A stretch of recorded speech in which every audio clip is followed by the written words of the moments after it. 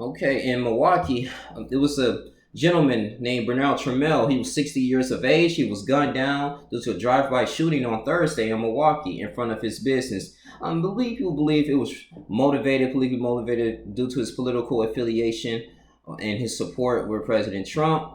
And he was reciting Bible verses. And this is a gentleman here who started his own business. He had Expression Journal LLC. He also was selling homemade placards to a lot of individuals. And I believe he had like a successful YouTube channel where he talks about religion. And the good thing is that he was a good supporter of democracy. Now, you have your Senator Lena Taylor. She was a Democrat and she's still running for the mayor race.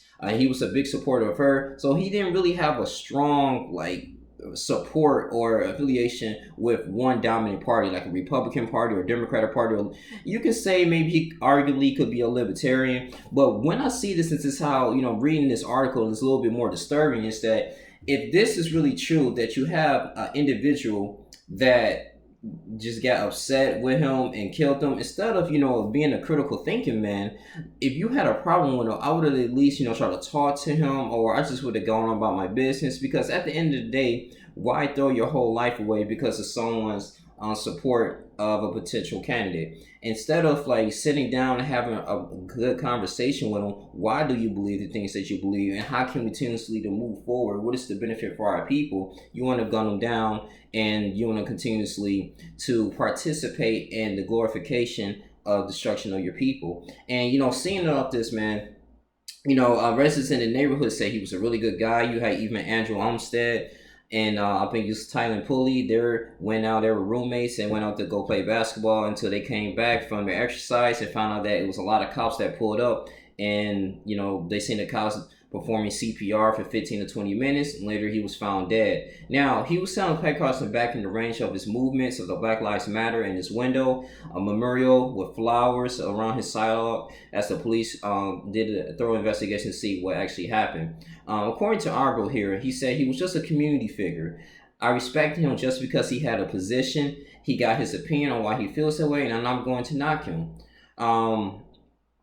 It's he had very deep conversation. He was very philosophical. It's like giving me a word, but he was very cool. He had these really deep discussions. It's many people that probably support the president at the end of the day. That's African Americans, but as you can see in this country here, it seemed like there may be like a death trap because a lot of people believe that it's racist. There's so many things that they just don't agree with. And the thing is, you got people that's very predatory and they don't really care about anything else. They just very acting emotional, and to the point that, hey, they want you to have this monolithic thought that, hey, you're going to vote what I want you to vote. And it shouldn't be like that. I remember the investigator, he was just stating that, listen, man, no person should be going around here fear of their life because they're a political affiliation. He's not even converting anyone. He was just stating like, hey, this is just who I support. This is what I want to do. And I'm thinking that, hey, let's have an agenda. Why do you believe that way? Should we move forward for 2020 and 2024?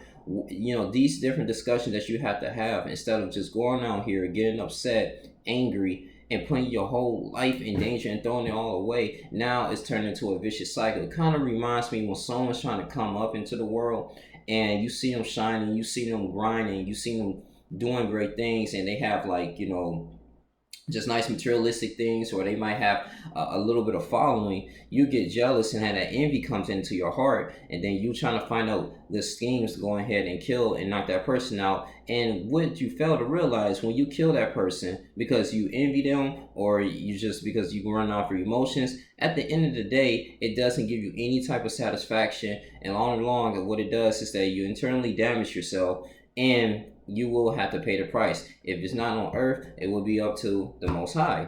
And I just think that a lot of brothers and people in general who goes out here and with emotions and get mad, like this young lawyer who was I guess like a big men's movement. He was a big affiliation today. He killed like Judge Salas wasn't husband, that was the son. And now he killed himself. It's just really sad, man. You just leave a distinct mark here, and at the end of the day, nothing really gets done. Nothing gets changed. And this is it's just a sad thing. Really, in front of his business, Reggie Moore, director of the Milwaukee Office Violence Prevention and the Milwaukee Sentinel Journal, he recently intervened in a dispute between Tremel and a young man over a Trump sign he was carrying. And later to find out that he was dead. So it could be some type of political affiliation that was going on, but say rest in peace into that. But we have to do better. You have Republican Party of Wisconsin, Andrew Hitt, called for federal prosecutors to investigate the senseless killing of Trammell. Because Trammell was well-known political activism and its possibility that his murder could be politically motivated, I respectfully request that United States Attorney Matthew Kruger open an investigation into the heinous crime. Patricia Holland saw Trammell on Thursday shortly before his death. He was a happy person. He always talked to everybody that came by, basically saying hi and speak to them. And he was really open-minded. I just wish the young man, whoever, if he decided to, go ahead and kill him, that if you would have just talked to him, sat down with him, actually learned some more things.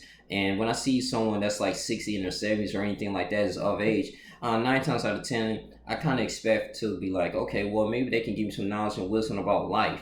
What is voting? What's the history of voting? How long did it took for African Americans to have the ability to vote? And then, learning and exchanging that information. And that can be something that you can use in your youth to the point that when you starting to get older, you can be like, okay, well, let me start running for office. Let me start, understand the ills of my community. I just wish that, I don't know if they really had a sit down conversation, but it's like he went to a radical more of approach and decided to pull out his gun out and kill him. And now this young man may be on the run from the law. And once you're on the run from the law, you can only get away for so long. And at the end of the day, that's it. You just now you're in prison, and your bud might turn into a wide receiver because of your decision making. That could be somebody's uncle. That could be somebody's mentor. So we are our own worst enemies in particular times. And bringing this incident as African Americans, we have to stop doing this. Especially, I mean, it's already a distinctive gap between white wealth and black wealth. And then on top of that too, from the boomer generation and millennials generation, and you just creating this distinctive division. Because I look at this too, that it's a lot of boomer generations that live in these impoverished neighborhoods and with the youth as well. And they don't want to, pretty much affiliate with them a lot anyway, because, when you read things like this, now you got to hide stuff, you got to hide why you believe in certain things. And as a millennial, you might need that type of knowledge and wisdom from the boomer generation on how to start things, because we have to learn from them and actually perfect things and do better, and so we can go ahead and contribute to the American economy and move forward. And so the next generation, if we start to have children, they will be set up and they will kind of understand, and things will continuously to move in a good rapid pace. But right now, I feel like in the United States, we may be going downhill in this particular moment. People running off of emotion of this gynocentric economy here and this society, that everything, is just emotionally driven. No one's not really thinking. You think about how this coronavirus is really being sued on right now. You got different officials that believe that we should have a second shutdown, but what they fail to realize, the first shutdown was completely terrible. 25% of Americans were unemployed. You had, just many people just angry. The suicide rate went up.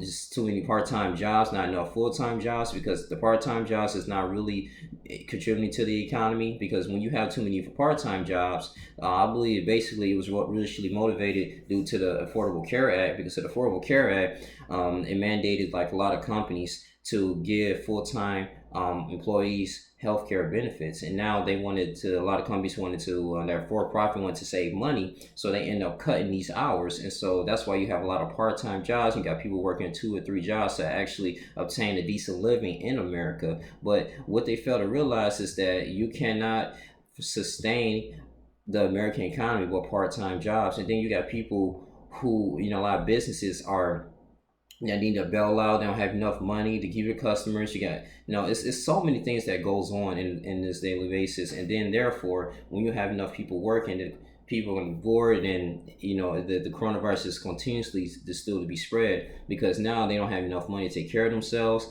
and disease is going to pass by. A lot of depression going to happen. So yes, it's not really a good thing, but hey, it's a part of insanity. And just looking at this, just seeing like elders getting killed by young men for no particular reason because of different beliefs, is completely unacceptable. It really is. But I just want to say, rest in peace to Bernard Trammell.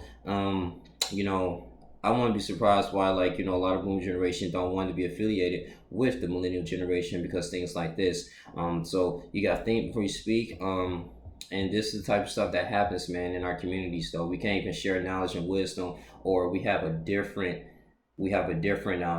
just belief or a political belief or religious belief in someone else. Instead of just you getting angry and upset, do the proper precautions. Like, okay, brother, why do you feel this way? Hey, I got some information why I think you should vote for this candidate. But nope, you want to go into violence, and this is the same stuff they're going to keep going over and over and over again.